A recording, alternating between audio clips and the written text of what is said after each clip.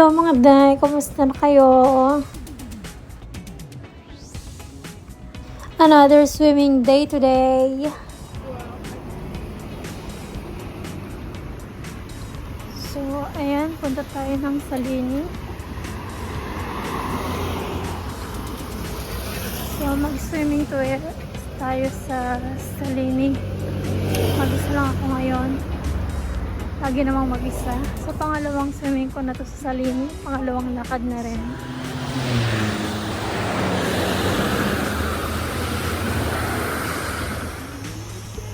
Makikita nga natin nung nadadaanan natin is puro mga pine trees.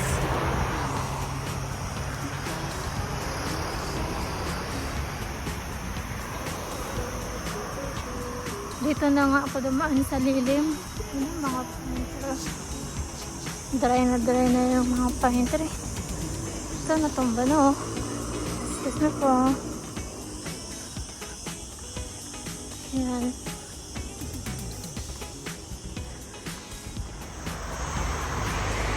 Dito na nga sa lilim dumaan. Mainit kasi sa pavement. Char. Dito na tayo sa my cross. Aura. Wow. So, papunta ng Aura yan. Pakayat. Tawid na tayo. So, yun. Park. Bali, 10 minutes na pala tayo naglalakad. Time check. 5:15 na ng hapon. Ito nga pala yung Salini National Park. Yan, may mga tao doon, no? Yung mga tao doon, pipiknik, mga batang naglalaro. Diyan. Dito maganda mag-barbecue sa gabi. Mga bata, oh.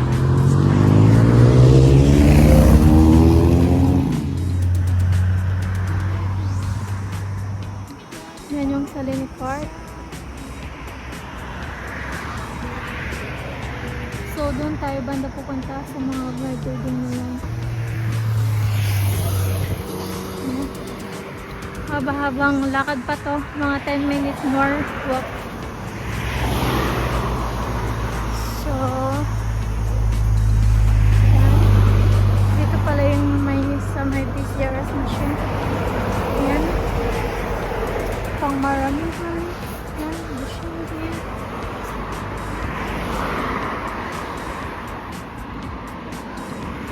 Dito pala yung Salini Birds Park. Ang karatula Reserva Naturalis Salina Birds Park siya. Salina Visitor. Tayo ay makikiraan lang naman. Salina.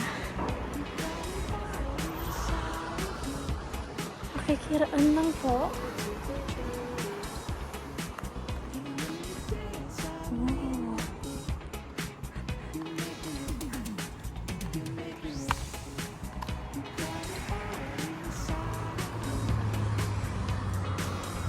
So, medyo mataas pa yung araw. Buti na lang nag-sunscreen naman tayo. So, meron palang Salt Museum dito. Diyan.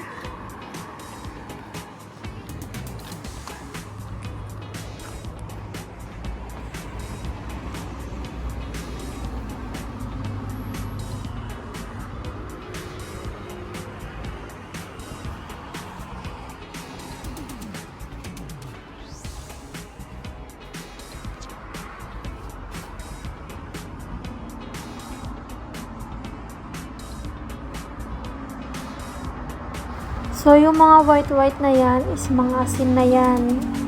Pagawaan pala ng asin dito. Parang Salt Museum, Birds Park, something ganun. Char.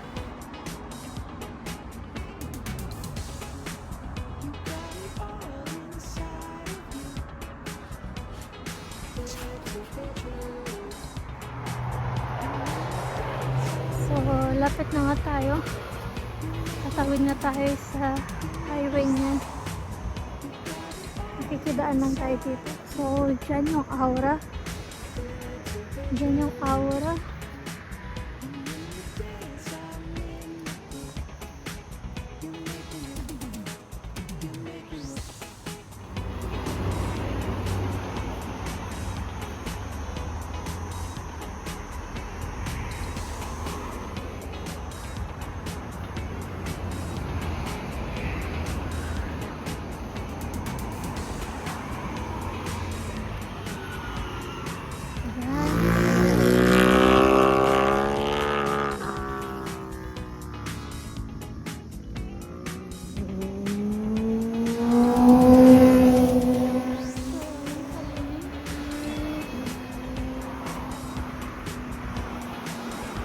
Pwede naman siya maglakad.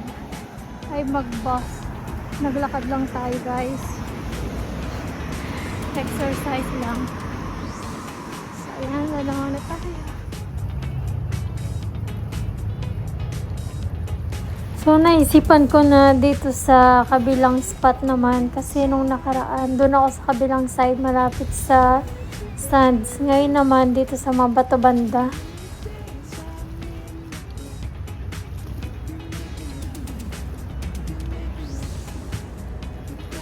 Next naman ay parasailing pa banda doon.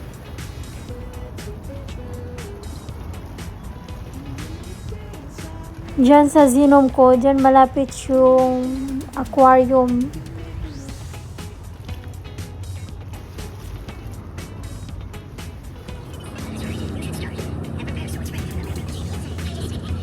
So maya-maya magsiswimming na din ako. Diyan, nagmimerienda lang saglit.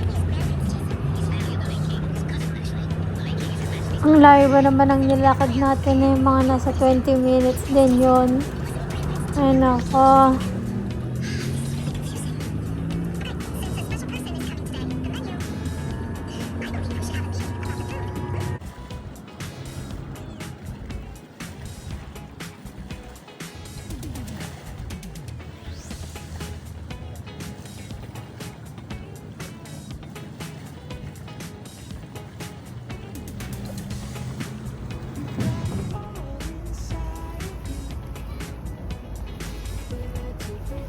Umahon na pala ako dyan at hindi na ako nag-video habang nagsiswimming. Nakaka-relax talaga. Sobra. Grabe.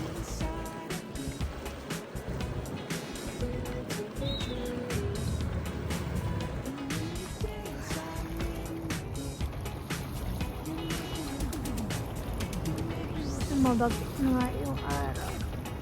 Nandito pala ako ng place.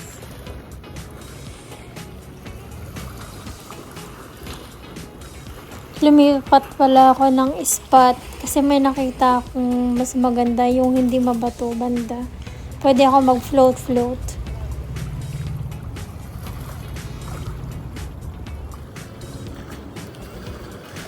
So, uwi na pala ako guys kasi medyo paggabi na yan. 7 o'clock na yan ng gabi. At ngayon kasi mabilis na siya dumilim, mga 7:30 before 8, madilim na sa paligid, hindi gaya dati. So, uwi na ako. Lakad na naman tayo. Uwi. Lakad papunta, lakad din pa uwi. So, hindi na tayo dadaan sa may Salini Bird Park kasi nga close na siya, hanggang 6 lang siya doon. So dito na tayo sa taas. Lakad.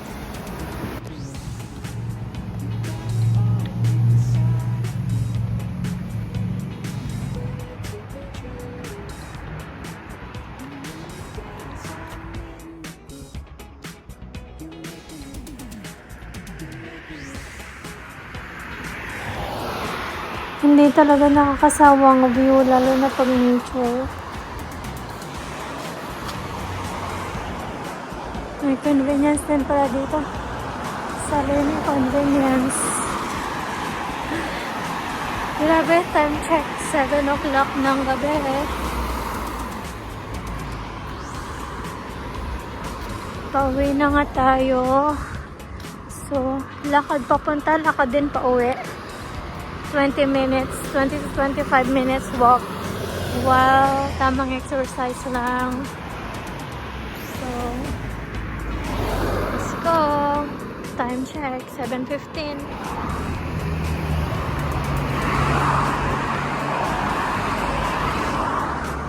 At pinibilisan ko na ngang maglakad kasi ang bilis talaga magdilim na takot maglakad mag-isa.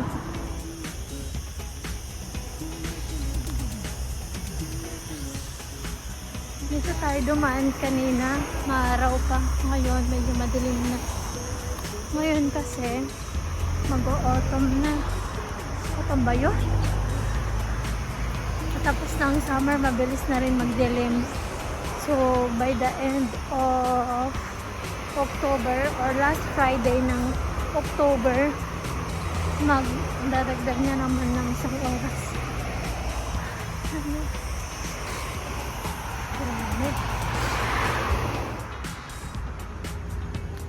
Grabe. Buti na lang umalis na ako nung medyo maaga-aga. Kung hindi, ito yung lalakarin ko mamaya. Medyo madilim na. Buti na lang talaga. Guys, dami na lang ipil-ipil, oh. Ipil-ipil yan. Ang dami na lang ipil-ipil. Parang damo lang sa kanila dito, oh.